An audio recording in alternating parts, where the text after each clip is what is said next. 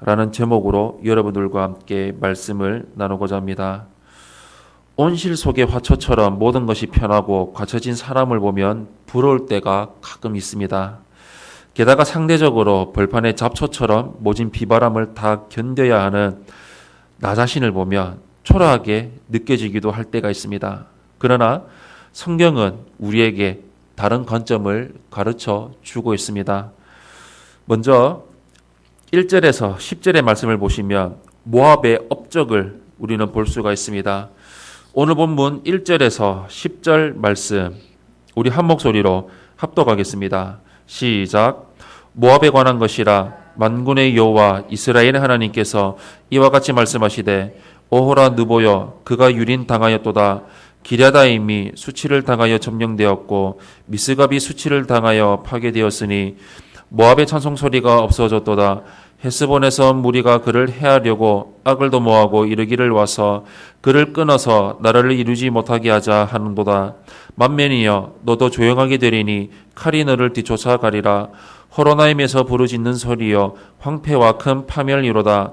모압이 멸망을 당하여 그 어린아이들의 부르짖음이 들리는도다. 그들이 루힛 언덕으로 올라가서 울고 호로나임 내리막길에서 파멸의 고통스러운 울부짖음을 듣는도다. 도망하여 내 생명을 구원하여 광야의 노간주 나무 같이 될지어다. 내가 내 업적과 보모를 의뢰함으로 너도 정복을 당할 것이요 그모스는 그의 제사장들과 고관들과 함께 포로되어 갈 것이라. 파멸하는 자가 각 성읍에 이를 것인즉 한 성읍도 면하지 못할 것이며 골짜기가 멸망하였으며 평지는 파멸되어 여호와의 성읍과 같으리로다. 모압의 날개를 주여 나라 피하게 하라. 그 성읍들이 황폐하여 거기에 사는 자가 없으리로다. 여호와의 일을 게을리하는 자는 저주를 받을 것이요 자기 칼을 금하여 피를 흘리지 아니하는 자도 저주를 받을 것이로다. 아멘. 모압은 하나님의 심판에서 벗어나고자 인간적인 노력을 다했습니다. 먼저 유다와 동맹을 맺었습니다. 당시 모압은 바벨론 왕 느부갓네살에 대항하기 위해서 유다의 시드기야 왕과 동맹을 맺었습니다. 모압과 유다는 남이 아닙니다.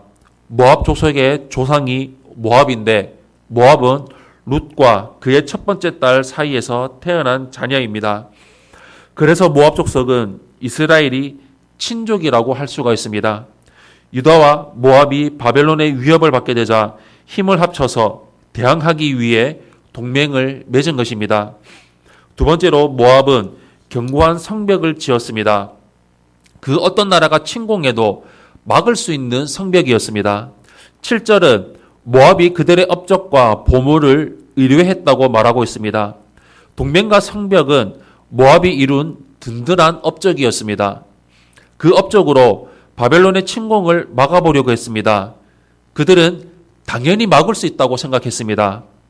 그러나 BC 582년에 모압은 결국 멸망합니다. 1절에서 10절에 예언된 그대로 모압이 심판을 받습니다. 주민들이 죽임을 당하고 어린아이들은 부르짖습니다. 도망쳐서 간신히 생명을 구한 이들은 광야의 나무처럼 비참한 여생을 살게 됩니다. 성읍은 물론이고 평지와 골짜기도 폐허가 됩니다. 어느 한 곳도 하나님의 심판에서 벗어날 수가 없었습니다. 하나님의 심판은 인간이 수고해서 쌓아 올린 업적으로 막을 수 있는 것이 아닙니다. 안전한 곳을 찾아 피한다고 피할 수 있는 것이 아닙니다. 하나님의 심판이 임하면 그 속에서 하나님의 긍휼을 구해야 합니다. 두 번째로 11절에서 25절의 말씀을 보시면 우상 숭배를 우리는 볼 수가 있습니다. 11절에서 25절 말씀 우리 한 목소리로 합독하겠습니다. 시작. 모압은 젊은 시절부터 평안하고 포로도 되지 아니하였으므로 마치 술이 그 찢기 위에 있고 이 그릇에서 저 그릇으로 옮기지 않음 같아서 그 맛이 남아있고 냄새가 변하지 아니하였도다. 그러므로 여호와께서 말씀하시니라. 날이 이르니니 내가 술을 옮겨 담는 사람을 보낼 것이라. 그들이 기울여서 그 그릇을 비게 하고 그 병들을 부수리니 이스라엘 집이 베델을 의뢰함으로 수치를 당한 것 같이 모압이 그못으로 말미암아 수치를 당하리로다. 너희가 어찌하여 말하기를 우리는 용사요 능란한 전사라 하느냐. 만군의 여호와라 일컫는 왕께서 이와 같이 말하노라. 모압이 황폐하였도다. 그 성읍들은 사라졌고 그 선택받은 장정들은 내려가서 죽임을 당하니 모압의 재난이 가까웠고 그 고난이 속히 닥치리로다. 그의 사면에 있는 모든 자여, 그의 이름을 아는 모든 자여, 그를 위로하여 말하기를 어찌하여 강한 막대기 아름다운 지팡이가 부러졌는고 할지니라. 디본의 산은 따라 내 영화에서 내려와 메마른 데 앉으라. 모압을 파멸하는 자가 올라와서 너를 쳐서 내 요새를 깨뜨렸음이로다. 아로엘에 사는 여인이여, 길 곁에 서서 지키며 도망하는 자와 피하는 자에게 무슨 일이 생겼는지 물을지어다. 모압이 패하여 수치를 받나니 너희는 울면서 부르짖으며 아르논가에서 이르기를 모압이 황폐였다 할지어다. 심판이 평지에 이르렀나니 곧 홀론과 야사와 메바앗과 디본과 느보와 벳디블라다임과 기라다임과 백가물과 벳무원과 그리옥과 보스라와 모압 땅 원근 모든 성읍에로다. 모압의 뿔이 잘렸고 그 팔이 부러졌도다. 여호와의 말씀이니라. 아멘. 모압은 온실 속의 화초처럼 지냈습니다. 평화로웠습니다. 모든 것이 갖춰져 있었습니다. 튼튼한 요새가 있었고 먹을 것도 많았습니다. 다른 나라에서 점령당해 포로로 끌려간 역사도 한 번도 없었습니다. 그래서 11절은 모압이 젊은 시절부터 평안에 마치 찢기 위에 있는 술 같다고 비유합니다. 술을 담그면 찢기가 가라앉습니다. 흔들리거나 다른 술병으로 옮기지 않는 한 술은 숙성됩니다. 모압이 마치 그런 상태에 있었다는 것입니다. 어느 나라도 침공하지 않았기에 포로로 끌려간 적도 없었습니다. 불은 쌓이고 살만하니까 우상을 숭배하기 시작했습니다. 북이스라엘이 베델의 금송아지를 의뢰해 망한 것처럼 모압도 우상 숭배로 인해 망할 것입니다. 모압은 그모스를 섬겼습니다. 모압의 북쪽의 암몬은 몰렉을 섬겼습니다.